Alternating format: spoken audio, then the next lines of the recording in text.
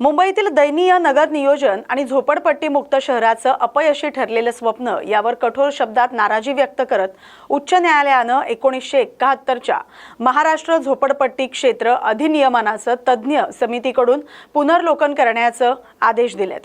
न्यायमूर्ती गिरीश कुलकर्णी आणि न्यायमूर्ती अद्वैत सेठना यांच्या खंडपीठानं राज्य सरकारला 4 आठवड्यात समिती स्थापन करण्याचे निर्देश दिलेत।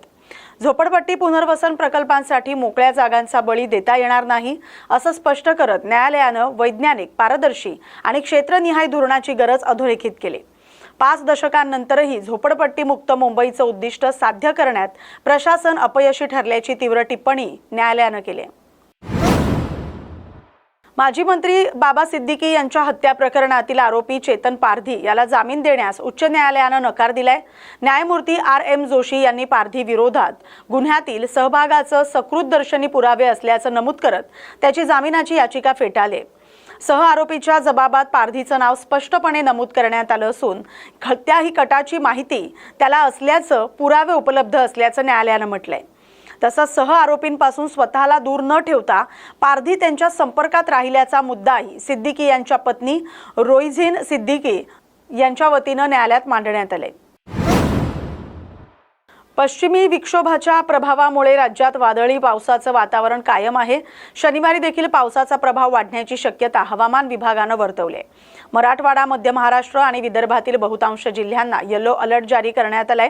काही जिल्ह्यांना मुसळधार पाऊस आणि जोरदार वाऱ्याच्या शक्यतेमुळे ऑरेंज अलर्ट देण्यात आलाय। गेल्या काही दिवसांपासून राज्यातील विविध भागात पावसासह काही ठिकाणी गारपीटही झाले। त्यामुळे कमाल तापमानात घट झाली असून नागरिकांना तीव्र उष्णतेपासून काहीसा दिलासा मिळालाय। हवामान विभागानुसार रविवारपर्यंत राज्यात वादळी पावसाचं वातावरण कायम राहण्याची शक्यता आहे।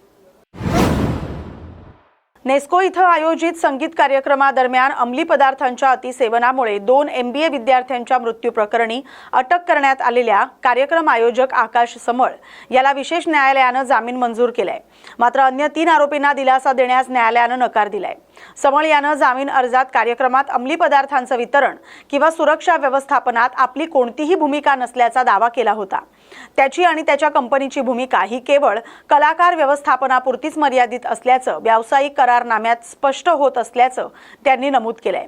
तसंच तिकीट विक्री, अन्नपदार्थ, मद्य आणि प्रायोजिक तत्वाशी संबंधित सर्व जबाबदारी नेस्कोकडेच असल्याचा दावा करत अटक मनमानी स्वरूपाची असल्याचं समळनं न्यायालयात म्हटलंय। मुंबईतील रेल्वे प्रवाशांसाठी महत्त्वाची बातमी आहे। मध्य रेल्वेच्या मुंबई विभागात रविवारी विविध अभियांत्रिकी आणि देखभाल कामांसाठी मेगा ब्लॉक घेण्यात येणार आहे। तसंच पश्चिम रेल्वेवर शनिवारी मध्यरात्री रात्रकालीन ब्लॉक जाहीर करण्यात आलाय। मध्यरात्री रेल्वेच्या मुख्य मार्गावर माटुंगा ते मुलुंड दरम्यान सकाळी 11:05 पासून दुपारी 3:45 पर्यंत अप आणि डाऊन जलद मार्गावर ब्लॉक राहणार आहे। त्यामुळे अनेक जलद लोकल धीम्या मार्गावर वळवण्यात येणार आहेत। काही गाड्यांच्या वेळापत्रकात बदल होणार आहे। ट्रान्स हार्बर मार्गावर ठाणे ते वाशी किंवा ठाणे ते नेरूळ दरम्यान सकाळी 11:10 पासून ते सायंकाळी 4:10 पर्यंत ब्लॉक घेण्यात येणार आहे। या कालावधीत अनेक लोकल सेवा रद्द राहणार आहेत। दरम्यान पश्चिम रेल्वेकडून बोरिवली भाईंदर दरम्यान शनिवारी रात्री 12:30 ते पहाटे 4:30 या वेळेत अप आणि डाऊन धीम्या मार्गावर ब्लॉक घेण्यात येणार आहे। या काळात काही लोकल जलद मार्गावरून चालवण्यात येतील तर काही फेऱ्या रद्द करण्यात येणार आहेत। Happy home and school for the blind येथील अंध विद्यार्थ्यांनी माध्यमिक शालांत परीक्षेत उल्लेखनीय यश मिळवत संस्थेची 100% निकालाची 100 वर्षांची परंपरा कायम राखली। परीक्षेला बसलेले 5ही विद्यार्थी प्रथम श्रेणीत उत्तीर्ण झालेत। उमेर शेख यानं 90% गुण मिळवत संस्थेत प्रथम क्रमांक पटकावला, तर इस्माईल शेख, ओम राऊत, इब्राहिम हुसेन आणि शाह आलम खान यांनी 80%हून अधिक गुण मिळवत यश संपादन केलंय। अंधत्वावर मात करत मेहनत, जिद्द आणि विविध कलातील सहभागाच्या जोरावर विद्यार्थ्यांनी ही कामगिरी केली। 1925 साली स्थापन झालेल्या या संस्थेनं गेल्या 100 वर्षात अनेक अंध विद्यार्थ्यांना शिक्षण आणि सर्वांगीण विकासाची संधी उपलब्ध करून दिली आहे। संयुक्त महाराष्ट्र चळवळीतील 106 हुतात्म्यांच्या स्मरणार्थ उभारण्यात आलेल्या हुतात्मा चौक येथील स्मारकाच्या दुरवस्थेचा मुद्दा शुक्रवारी मुंबई महापालिकेच्या सभागृहात गाजला। स्मारकाच्या दुरुस्तीसाठी अर्थसंकल्पात निधीची तरतूद न केल्याबद्दल शिवसेना ठाकरे गटानं सत्ताधाऱ्यांना धारेवर धरलं। विरोधी पक्षनेत्या किशोरी पेडणेकर यांनी हुतात्मा स्मारकासाठी निधी नसेल तर आमचा विकास निधी परत घ्या असा टोला लगावलाय। त्यावर महापौर रितू तावडे यांनी महापालिकेकडे निधीची कमतरता नसल्याचं सांगत या प्रकरणी निधी तरतुदीसह अहवाल सादर करण्याचे निर्देश दिलेत।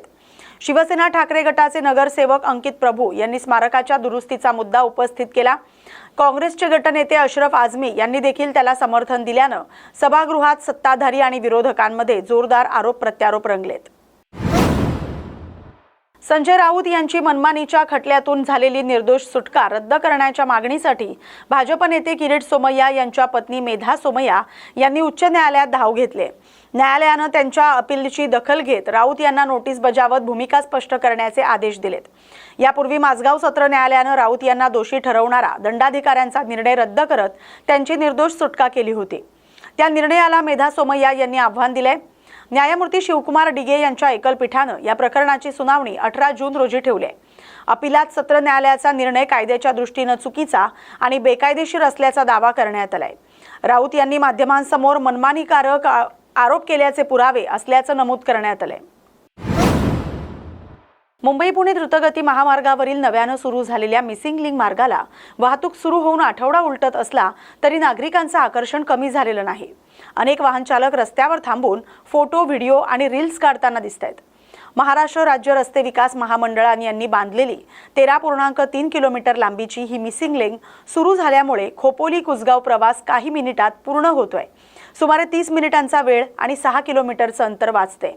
त्यामुळे वाहतूक कोंडीही काही प्रमाणात कमी झाले। मात्र रस्त्यावर अनावश्यक थांबे आणि नियमभंग वाढल्यामुळे महामार्ग पोलिसांनी आठवड्याभरात 204 वाहनांवर कारवाई करत 1 लाखाहून अधिक दंड वसूल केलाय। प्रशासनानं नागरिकांना सुरक्षिततेच्या दृष्टीनं नियमांचं पालन करण्याचं आवाहन केलंय।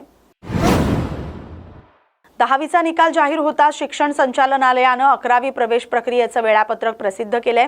त्यानुसार विद्यार्थ्यांना प्रवेश अर्जाचा दुसरा भाग 11 मे पासून भरता येणार आहे। प्रवेश प्रक्रियेनुसार 15 मे रोजी तात्पुरती गुणवत्ता यादी जाहीर केली जाणार आहे। 26 मे रोजी पहिली गुणवत्ता यादी प्रसिद्ध होणार आहे। गतवर्षीप्रमाणे यंदाही 11वी प्रवेश प्रक्रिया राज्यभरात ऑनलाईन पद्धतीने राबवण्यात येते। अर्ज भरण्यासाठी मदत व्हावी म्हणून 10 एप्रिल पासून भाग 1 ची प्रक्रिया सुरू करण्यात आली होती। आतापर्यंत 7,74,000हून अधिक विद्यार्थ्यांनी नोंदणी केली आहे। यंदा 3 नियमित फेऱ्या, सर्वांसाठी ओपन टू ऑल 4थी फेरी आणि मुलींसाठी विशेष 5वी फेरी आयोजित करण्यात येणार आहे। या बातमीसोबतच मुंबई बुलेटिनमध्ये आता इथेच थांबतोय। अशाच महत्त्वाच्या बातम्यांसाठी पाहत राहा न्यूज मराठी 24/7। नवा भारत, नवा विचार।